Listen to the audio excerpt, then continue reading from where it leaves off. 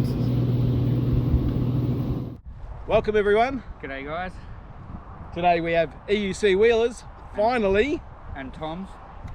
500k, Oh, no, keep going.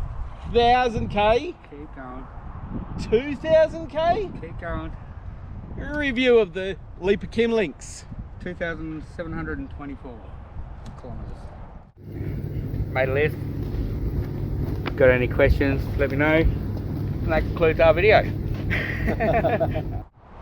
It's about 7 weeks now since these things, after a brief stopover for QC checking in the hallowed halls of e-riders, they made their way by truck to us over in distant WA, and finally to the sunny shores of Mandurah, where there's a dolphin just swimming right past there. Oh yeah? Pretty good. Pretty good. Yep. Fucking short video, mate. Pretty good. Oh, alright, let's go into details. Let's go into a little bit more detail for them. How do you like the power? Oh, it's awesome. Like, coming from the T4, which was great, but it doesn't have anything like this. Coming from the T4, like where I'd start beeping at about 48 kilometers an hour on a full battery. I could be doing 40 on this, and I could just punch it up to 60, and it just takes everything I can give to it. I've never even heard the beep yet. Me neither. It's 151 volts, so it's going to be amazing. But it's a, what, 3,200 watt motor? That's the stated power of the motor. I've seen nearly 8 kilowatts in the app, with a fairly scary 2% safety margin, but we're not certain that that's accurate in the app.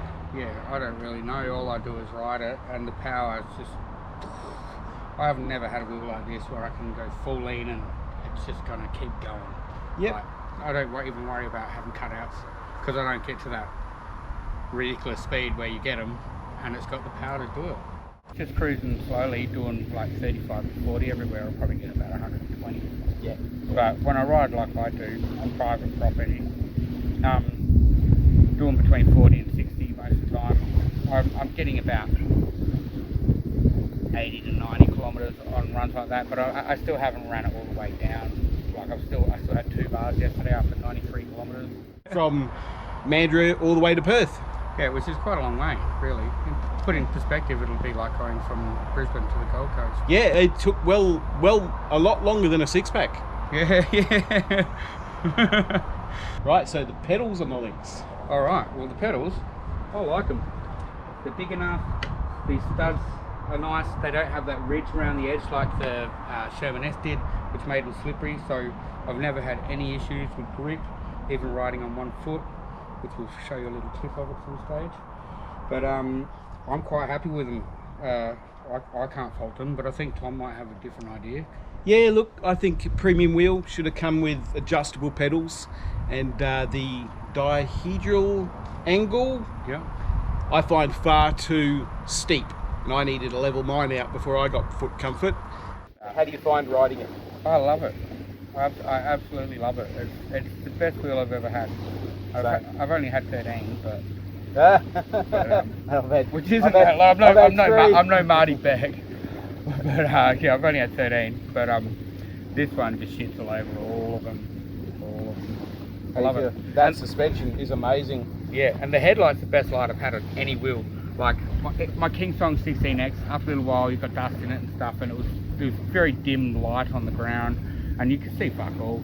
And then even the T4 was a little bit better, but it wasn't great. But this thing here, what is it, like 2,500 lumens? I think so. It's 210 watt light emitters. But yeah, I mean, it blinds people, so you got to have it pointed down when you're around people. But like when you're at night time, you're cruising along a good track by yourself, pop that sucker up, and it's like a floodlight. Like you can see everything. It's amazing. I love it so much. Cool. Oh, let me talk about the handle. It's a bit of a pain in the ass. I don't know if you can really see it. I'll take off my seat, which by the way is the Beidou QX seat for the pattern, because it works for the air. It's a bit hard, but you know, I might come up with something later. Like this.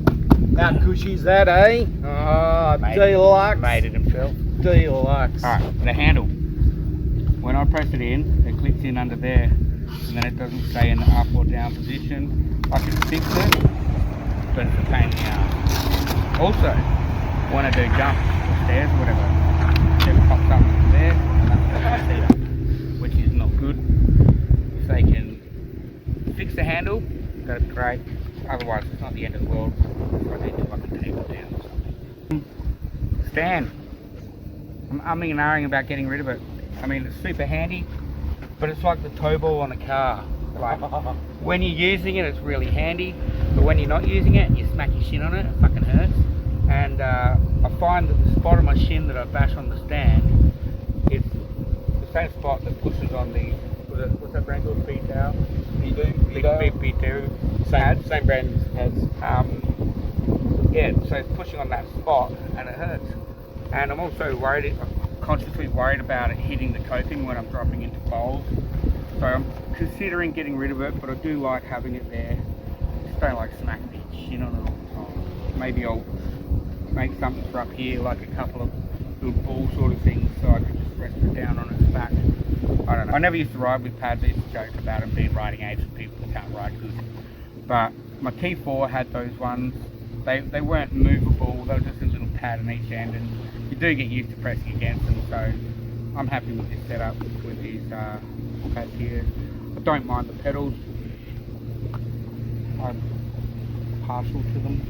Weight, I mean, like,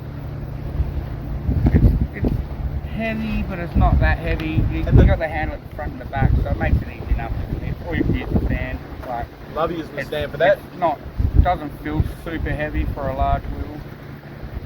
I believe 40 kilos. Yeah, 40 kilos. Well, plus pads, etc. Call it 42. You Americans are going to have to do those conversions yourself. Don't tell people to do math, it's just mean. Yeah, Vibes put me in timeout on Dust Live because I used kilometres instead of miles. 1 minute timeout. I really wish that they just come with a USB.